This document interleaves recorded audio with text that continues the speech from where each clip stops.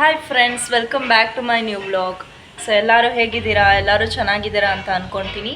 ಎಲ್ಲರಿಗೂ ರಾಮನವಮಿ ಹಬ್ಬದ ಹಾರ್ದಿಕ ಶುಭಾಶಯಗಳು. ಸೊ ಬನ್ನಿ, ನಮ್ಮ ಮನೇಲಿ ಏನೇನೆಲ್ಲ ಪ್ರಿಪ್ರೇಷನ್ ನಡೆಯುತ್ತೆ ಅಂತ ನಾನು ನಿಮಗೆ ಹೇಳ್ತೀನಿ.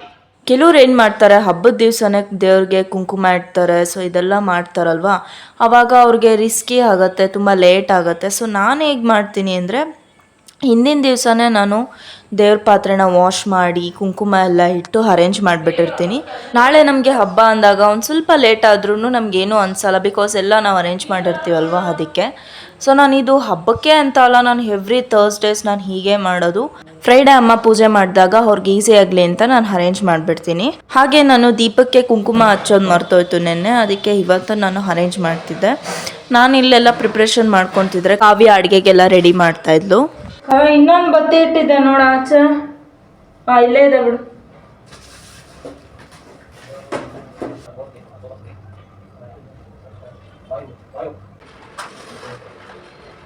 ಕಾವ್ಯನ ರೆಡಿ ಆದ್ಲು. ಹೇಗೆ ಕಾಣ್ತಾ ಇದೀವಿ?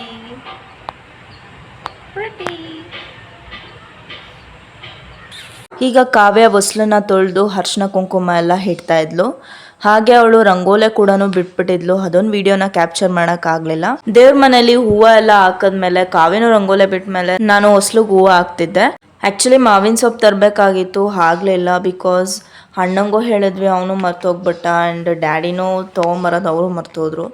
ಸೊ ಹಬ್ಬ ಅಂದಾಗ ಹಾಕ್ಬೇಕಾಗಿತ್ತಲ್ಲ, ಸೊ ಸಿಂಪಲಾಗಿ ಮಾಡೋಣ ಅಂತ ಮಾಡಿದ್ವಿ. ಹೂವು ಹಾಕ್ಬಿಟ್ಟೆನೆ.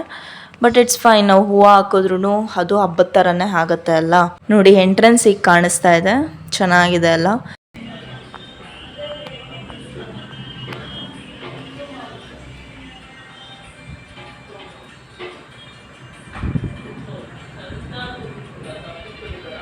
ಹಾಗೆ ನಾವು ದೇವ್ರಿಗೆ ಏನೇನು ಪ್ರಸಾದ ಮಾಡಿದ್ವಿ ಅಂದರೆ, ಕರ್ಬೂಜ ಹಣ್ಣಿಂದು ಪಾನಕ ಮಾಡಿದ್ವಿ, ಹಾಗೆ ನಿಂಬೆ ಹಣ್ಣಿಂದು ಪಾನಕ ಮಾಡಿದ್ವಿ, ಹಾಗೆ ನೀರ್ ಮಜ್ಜಿಗೆ ಕೂಡ ಮಾಡಿದ್ವಿ.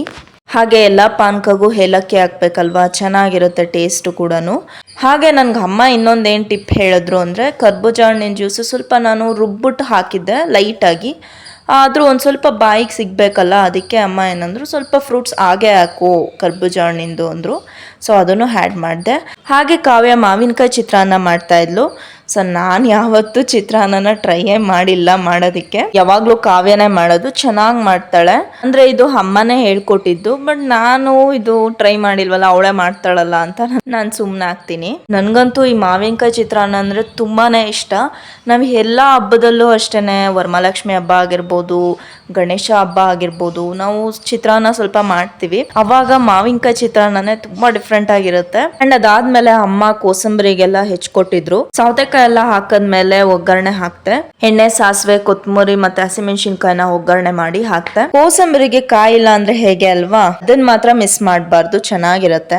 ರಾಮನವಮಿ ದಿವಸ ನಮ್ಮ ಮನೇಲಿ ಯಾವುದೇ ವಿಗ್ರಹ ಆಗಿರ್ಬೋದು, ನಾವ್ ಅದನ್ನ ಇಟ್ಟು ಪೂಜೆ ಮಾಡ್ಬೋದು. ಕೃಷ್ಣನ್ ವಿಗ್ರಹ ಆಗಿರ್ಬೋದು, ರಾಮನ್ ವಿಗ್ರಹ ಆಗಿರ್ಬೋದು. ನಮ್ಮ ಮನೇಲಿ ಪುಟಾಣಿ ಕೃಷ್ಣಂದು ವಿಗ್ರಹ ಇತ್ತು, ಯಾಕಂದ್ರೆ ಕೃಷ್ಣ ಜನ್ಮಾಷ್ಟಮಿಗೆ ನಾನು ಪೂಜೆ ಮಾಡ್ತಿದ್ದೆ ತೊಟ್ಲೆಲ್ಲ ಇಟ್ಟು. ಅದನ್ನೇ ಇವಾಗ ರಾಮನವಮಿ ದಿವಸನು ಇಟ್ಟು ಪೂಜೆ ಮಾಡಿದೆ. ಹಾಗೆ ತೊಟ್ಲಿಗೆ ಅಲಂಕಾರ ಎಲ್ಲ ಮಾಡಿದೆ, ಹೂವು ಎಲ್ಲ ಇಟ್ಟು. ನನ್ಗೇನ್ ಸಮಾಧಾನ ಆಯ್ತು ಅಂದ್ರೆ, ಇವತ್ತು ರಾಮನವಮಿ ಅಲ್ವಾ, ಹಾಗೆ ರಾಮ ಹುಟ್ಟಿದ ದಿವ್ಸನೂ ಹೌದು ಅಲ್ವಾ, ಅದಕ್ಕೆ ನಂಗೆ ರಾಮನ ತೊಟ್ಲಲ್ಲಿ ಇಟ್ಟು ಪೂಜೆ ಮಾಡಿದ್ದು ನಂಗೆ ತುಂಬಾನೇ ಖುಷಿ ಆಯ್ತು. ರಾಮಂಗೆ ಗೆಜ್ಜೆ ವಸ್ತ್ರ ಅರ್ಪಣೆ ಮಾಡಿದೆ. ಜೊತೆಗೆ ನಾನು ತುಳಸಿ ಕೂಡ ಇಟ್ಟೆ. ಯಾವುದೇ ಪೂಜೆ ಆಗಿರ್ಲಿ, ನಮ್ಮ ವೈಷ್ಣವರಲ್ಲಿ ಅಂದ್ರೆ ವಿಷ್ಣು ಭಕ್ತರಾಗಿದ್ರೆ, ವಿಷ್ಣು ಪೂಜೆ ಮಾಡೋರಾಗಿದ್ರೆ, ತುಳಸಿ ಪೂಜೆ ಇಲ್ಲ ಅಂದ್ರೆ ಅದು ಯಾವುದು ಪೂರ್ಣ ಆಗೋದೇ ಇಲ್ಲ. ಪೂರ್ಣ ಆಗಬೇಕು ಅಂದರೆ ಕೃಷ್ಣಂಗೆ, ವೆಂಕಟೇಶ್ವರ ಸ್ವಾಮಿಗೆ ಮತ್ತೆ ರಾಮಂಗೆ ತುಳಸಿ ಇಟ್ಟು ಪೂಜೆ ಮಾಡಬೇಕು. ಇನ್ನೊಂದು ಏನ್ ತಿಳ್ಕೊಬೇಕಂದ್ರೆ, ತುಳಸಿ ಗಿಡನ, ಇದನ್ನ ನಮ್ಮಮ್ಮ ಹೇಳ್ತಾ ಇರ್ತಾರೆ, ಒಂದು ತುಳಸಿ ಗಿಡನ ನಾವು ಪೂಜೆ ಮಾಡಕ್ಕೆ ಅಂತ ಇಟ್ರೆ, ಇನ್ನೊಂದು ತುಳಸಿ ಗಿಡನ ನೆಟ್ಟು ದೇವ್ರಿಗೆ ಸಮರ್ಪಣೆ ಮಾಡೋದಿಕ್ಕೆ ತುಳಸಿ ಗಿಡನ ಬೆಳೆಸ್ಬೇಕು ಅಂತ ಹೇಳ್ತಾರೆ. ಆಕ್ಚುಲಿ ನಾವು ಬೆಳ್ಳಿ ಲೋಟದಲ್ಲೇ ಪಾನಕ ಎಲ್ಲ ಇಡೋದು. ಸೊ ಈ ಸತಿ ನಾನು ಮಡ್ಕೆ ಗ್ಲಾಸ್ ಅಲ್ಲಿ ಇಡೋಣ ಅಂತ ಡಿಸೈಡ್ ಮಾಡಿದೆ. ತಂಪಾಗಿ ಕೂಡ ಇರುತ್ತೆ ನಮ್ಮ ಪುಟ್ಟ ರಾಮನ್ಗೆ. ಹಾಗೆ ತುಪ್ಪದ ಆರತಿ ಕೂಡ ಮಾಡಿದೆ. ರಾಮನ್ಗೆ ದೃಷ್ಟಿ ಆಗ್ಬಾರ್ದಲ್ಲ, ಅದಕ್ಕೆ ಈ ಆರತಿ ಮಾಡಿದ್ದು. ಹಾಗೆ ನೈವೇದ್ಯಕ್ಕೆ ಕೋಸಂಬರಿ ಮತ್ತೆ ಮಾವಿನಕಾಯಿ ಚಿತ್ರಾನ್ನ ಎಲ್ಲ ಬಡಿಸ್ದೆ. ಹಾಗೆ ಕರ್ಬೂಜ ಪಾನಕ ಮತ್ತೆ ನಿಂಬೆ ಹಣ್ಣಿನ ಪಾನಕ ಮತ್ತೆ ಮಜ್ಜಿಗೆ ಎಲ್ಲ ಇಡ್ತಾ ಇದ್ದೆ. ಹಾಗೆ ನಾನು ಈ ಪೂಜೆನ ಕಂಪ್ಲೀಟ್ ಮಾಡಿದೆ. ಇದಾಗಿತ್ತು ಇವತ್ತಿನ ರಾಮನವಮಿ ವ್ಲಾಗ್. ಈ ವಿಡಿಯೋ ನಿಮ್ಗೆ ಇಷ್ಟ ಆಗಿದ್ರೆ ಲೈಕ್, ಶೇರ್, ಸಬ್ಸ್ಕ್ರೈಬ್ ಮಾಡಿ. Thank you.